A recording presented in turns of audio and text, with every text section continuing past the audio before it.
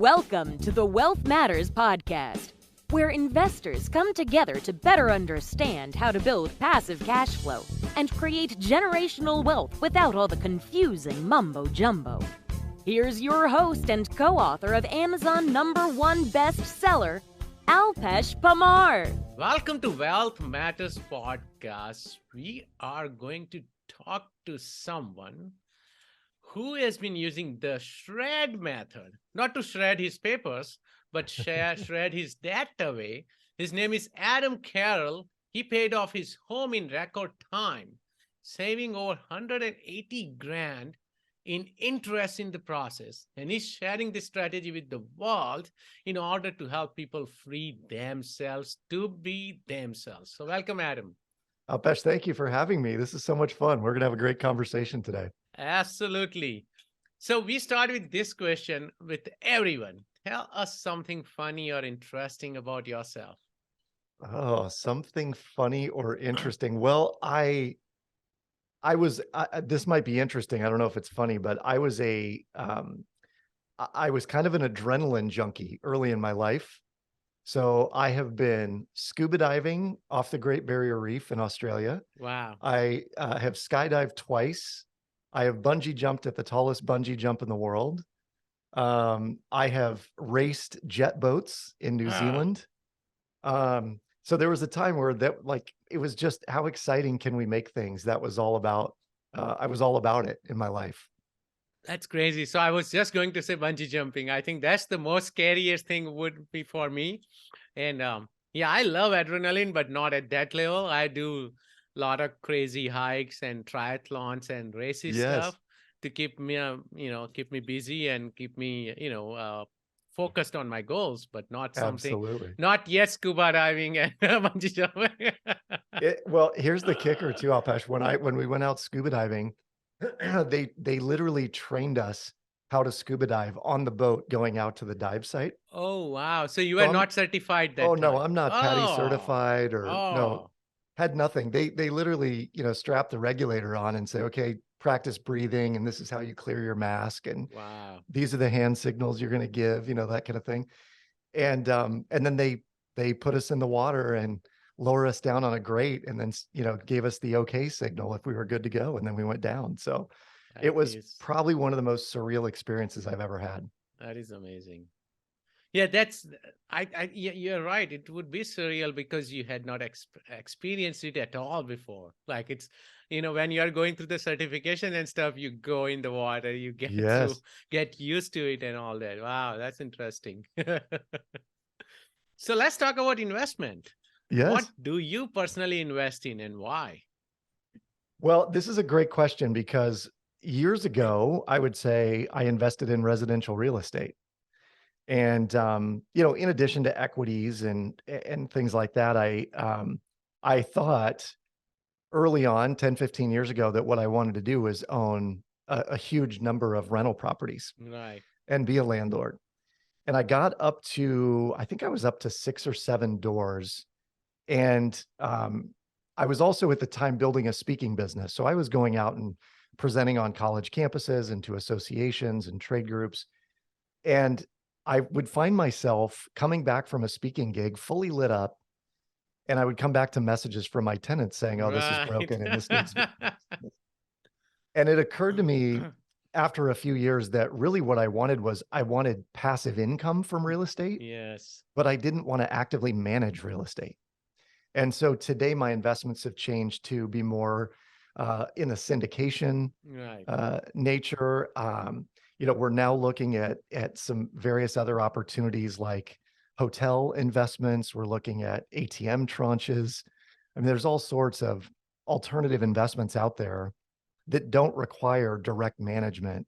And I feel like that's where I'm at now. So we're doing more and more of that. So yeah, exactly what I'm doing right now. And I tell all my friends when they ask me, I want to get started in real estate. I'm like, first thing you want to figure out, do you want to be active or passive? Yes. And they're like, oh, we'll just hire property manager like you do. I'm like, yes, that is still, you got to still manage your property manager. Yeah. It's not 100% passive. you are still semi-active, right? And so if you Totally. want to be 100% passive, then go with syndication. And Yeah. that is what I do. People invest with me in syndication, but I manage the properties or the syndication side. So, no, that's great. It's brilliant.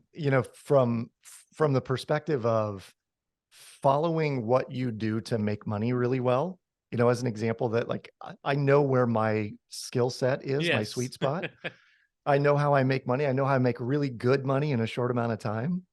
And I trust guys like you to take those investments and go multiply them Right. because it's in everyone's best interest to do that, right? Yeah, yeah. No, I think it makes sense because then you can be focused on what you do the best, right? Absolutely. So you mentioned about the shred method, and Yeah. I told you that I already kind of used the method, and we'll talk about it in more detail. But just to shed light on it, what are the two greatest expenses in life? Yeah. I learned this years ago. And my wife and I we were newly married. We were trying to figure things out financially, trying to come together and have combined incomes and manage our expenses well. And there was a book that someone had referred me to, and in this book it said the two greatest expenses we have in life are taxes and the interest expense on debt. Yeah. And when I read that, I thought, wow, what if you could minimize your taxes, which you've obviously figured out how to do, and other real Right. estate investors have figured out how to do. And then when you figure out how to minimize the interest expense on debt, it's almost like unlocking the cheat code in a video game. Right. So that once you do this, it literally becomes like a video game you can't lose. And when we really started leveraging the shred method and some of our tax reduction strategies, honestly, Alpesh, it just felt like there was more and more and more money all the time that just continually multiplied. And I have to say that one of my mantras was money comes easily and frequently. And it just became more and more true for me the longer we used this method and the longer we figured out how to make our money work for us and work less for the bank. Oh, that is interesting. And we keep talking about this method called shred method. What do you mean by it? Yeah. So the shred method itself is basically founded in the idea that an amortized mortgage is 100% in the bank's best interest, Of course. right? So when a bank loans you money, one of the things that became crystal clear for me at one point, almost like if you remember the movie The Matrix, when Yep. Morpheus gives either the red pill or the blue pill, I feel like I took the red pill at some point, and it opened my eyes to what banks do. And so to your listeners, what I would say is that if you owe a bank money, you are the bank's compound interest vehicle, Yeah. right? Oh, You are the vehicle that the bank is using to make money and make profits. And I laughed today that, if I drove a mile away from my home in any direction, I bet in the 1 mile diameter around my home, there are probably no less than 25 bank branches. 25 in a mile.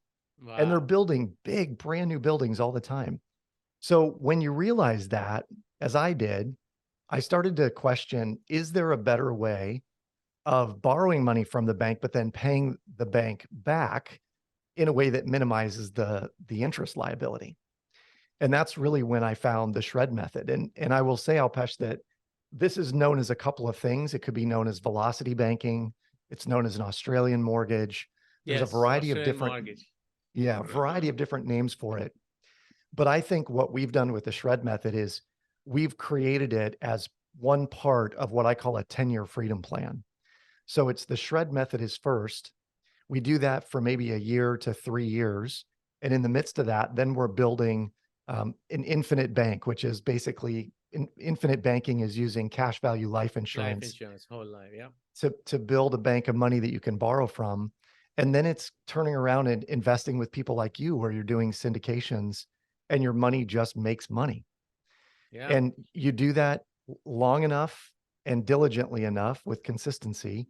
Within 10 years, every single person out there could be financially free. That is amazing. And I did not think of combining both of this. Of course, I'm doing them, right now, as I told you, I had the HELOC and I was paying off the mortgage, but I also Yes, have the high cash value life insurance. But now I can see what you mean by starting with the shred method and then having that life insurance policy. Take the loan on that policy, pay 4 or 5% dividend, and make 5 to 10%, at least 6 to 10% on that money, that's exactly arbitraging right. your own money. That's exactly right. All the while having no payment on the money you've borrowed out of That the is policy. that is the key because you don't Yeah, have to worry about any amortization. that's right. That's right. So we teach people how to do this. We start with the shred method. And we teach them how by using a line of credit, or it could be even an emergency savings fund that's been sitting there idle for some amount of time. But we show people how to reorient their cash flow. So it's not just sitting in a checking account or a savings account for Right. months and years on end, but instead what you're doing is you're building equity in a property, which translates to liquidity when you're using a line of credit or a cash flow, a cash value policy. So the reality is that most people don't have an income problem, Alpesh. They have a cash flow or a liquidity problem. Right. So the income is what allows them to take out the loans, and the bank has already underwritten those. But what they lack is figuring out what do you do with the extra amount, the discretionary income that's left over, to make it as efficient as humanly possible so that you can play the bank's game against the bank. And when you do that, again, you can be free in 10 years if you wanted to be. So this is great, and as I said, I'm already doing the strategy, so I understand for my listeners. And Yes. actually, this was episode number 2 on my podcast show about how to use HELOC to pay off your debt. And this would be this episode would be about episode number 303. So we I have love it. spoken about this before. um, my question is, can you talk about this amortization, how banks actually screw all of us, and Yes, when everyone is happy by refinancing, by paying after paying interest for 5 years, actually you are losing money. You absolutely. because all the time they charge upfront fees, right? So Yep. if you have paid mortgage for, I tell my friends and listeners, if you have paid mortgage for a year, maybe refinance if you have a 1 point difference. But Right. if you have paid for at least 5 years, don't even think about it. It's That's not right. worth it. But can you explain the compounded interest rate and the daily interest rate? Yes. And this is so critical for people to understand. I was in the mortgage business for 5 years, Oh, okay. and I was guilty. I was one of the ones who was going back to my clients and saying, "Hey, congratulations, rates went down three Right. quarters of a point. You should Refinance. refinance." And then I started realizing that, man, this is just here's what happened. People would sell their home and they would say, "Oh man, we're going to get a big fat check at the closing table." Right. And they would get to closing and they go, "What do you mean I'm going to get two I've been grand? I've been paying. paying on this for how long?" And so here's what happens, Alpesh. Let's just say I've got numbers on my screen in front of me. I'm going to read to you. Yes. So let's say someone buys a home for 300,000. They put 10% down. Right. So they have a mortgage for 270. Mhm. Right now, interest rates probably are going to be somewhere between 6.5 and 7.5, depending on where they're borrowing and what their credit score is and all of that. But at about 7.25, the payment on 270,000 is right around $1,860. Mhm. Okay, that's the first month and every month's payment, right? Right. That's how a mortgage works. How much do you think interest is in month one of that 1860? How much is I'm interest? pretty about 1100 to 1200. At 7.25%, it is Oh, seven 1657. and yeah, right now, correct. That 1657. is So crazy. So you're barely paying any principal. barely paying any. And if you took, what is the nut, $210 or something like that difference, $210 off of 270,000 isn't going to change the interest amount by No. much more than $2 or $3, if that. So not only is the interest in month one $1,650, it will be that way for the next potentially 2 years, Yeah. where the upfront amount that you're paying in interest is so significant. Yeah. But here's where the magic of the line of credit comes in. Let's assume that someone has a $10,000 line of credit and they decide they're going to put $5,000 as a one-time lump sum payment against that mortgage. So they drop 5 grand from the HELOC onto the mortgage, and now their balance isn't 270, it's 265. 265. It would take them the better part of 5 years to get to $265,000 on a balance of their mortgage, but they did it in one lump sum payment from the HELOC. Right. And because their income is cycling through the HELOC, they're going to deposit it right back in there. They'll use the HELOC as a line of credit to pay expenses and whatnot. The amount of interest they pay is negligible. It's going to be dollars, maybe tens of dollars, but they've saved the equivalent of what could be $40,000 or $50,000 in interest by Right. making that one-time lump sum payment of 5 grand. And this is really where, when people get it, and we've done programs in front of hundreds of people, and their eyes get as big as saucers. It's like showing the caveman fire sometimes, when you show them this, because it's not magic, it's math. And people just generally are not good at they're either not good at the math or they're not questioning the math, So here's the question I would have people ask. As you're driving around your community and you see a new bank building being built, ask yourself, how is that even possible? Because when you start to realize, oh, we make it possible as the borrowers, and we flip the script and we start figuring out that model for ourselves, you can be miles ahead in a short amount of time, like literally 12 to 18 months, if you do this well, by making one minor tweak in your day-to-day operations. Oh, that's great. So I'm going to throw you some curveballs because I have done this strategy before. Please. We haven't spoken about this. One question I have is that, can you do this on investment properties? And I tried it myself. It was very hard to get HELOC. Almost every bank kept saying no. Yes. Finally, I was able to get an AIO, which is called all-inclusive loan. Yes. But why is it so hard to get HELOC on investment properties? My assumption is, and it's purely an assumption, that investment properties are too easy to walk away from. Right. And so the lenders, they see that as a greater risk. But what I will say is that you can use the strategy. What it would likely require is a business line of credit that you would take out on, and ideally you'd probably have to have an LLC or a C Corp, depending on how you hold your properties. It's probably going to need to be in existence for a period of time. So if you are even considering getting started investing, my recommendation would be go open an LLC checking account, run some income and expenses through that account, so there's some activity showing. And when the time comes here in 12 or 24 months, go back to that bank and say, listen, I've had this account here for 2 years. Could I get a BLOC? And candidly, Alpesh, I went into my bank having had my account there I probably had it there for nearly 3 years.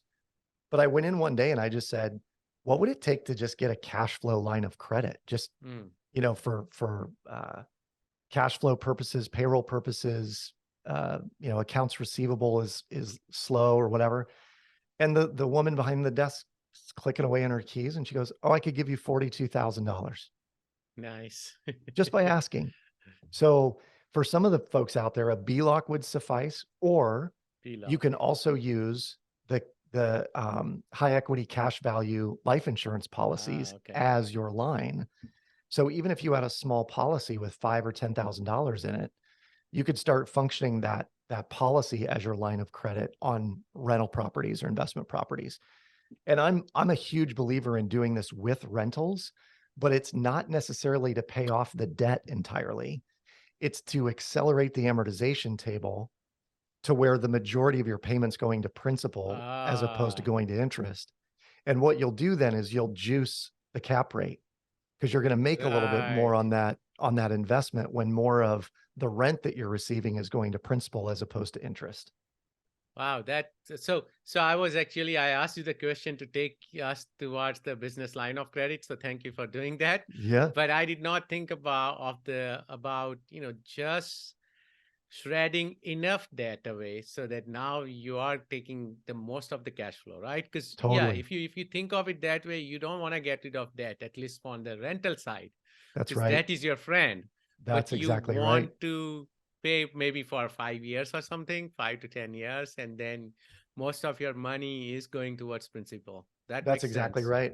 And the other strategy that we teach people is once you've done that, once you've gotten the mortgage balance down to a certain level, you could also reach out to the mortgage company and have them recast your mortgage. I did that. You did. Mortgage recasting. Yep. Yes. And so what happens for your listeners when you recast is, let's say you still have 26 or 27 years remaining on the mortgage, but you owe 50 or 60 or $100,000 less. They will recast the mortgage based on your current balance, but extend it over the same amount of time that is left on the mortgage. They won't change your rate. You're actually going to pay a significantly smaller amount of interest Yes. by doing that.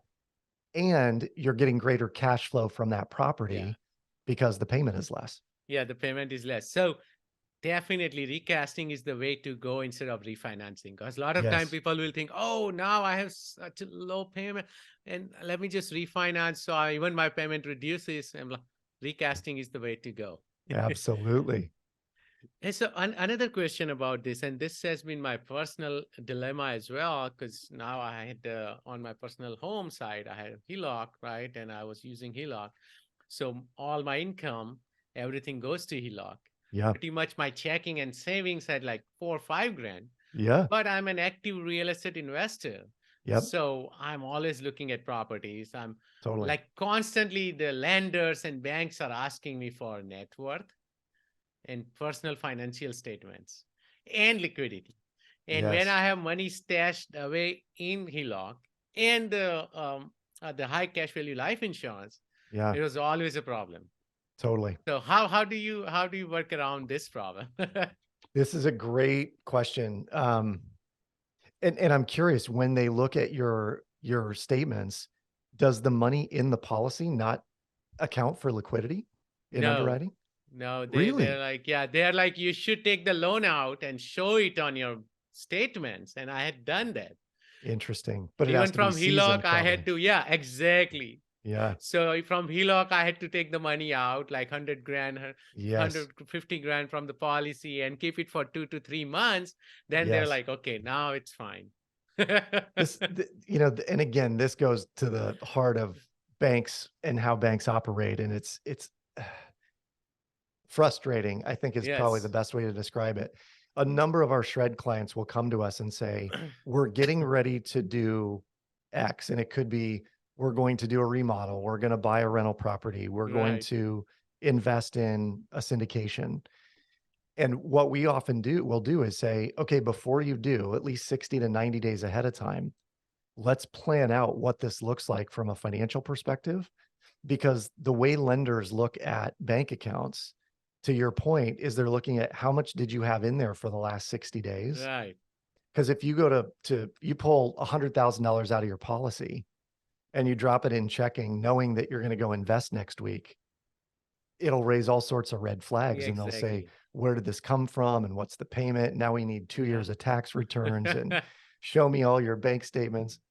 So there's definitely a strategy behind this and an order of operations Yes. of moving the money that you want to work with a coach or a professional before you do it. Oh, that makes sense. So thank you so much, Adam, for showing us how the shred method works and sharing lots and lots of golden nuggets. Are you ready for fire round? Let's do it.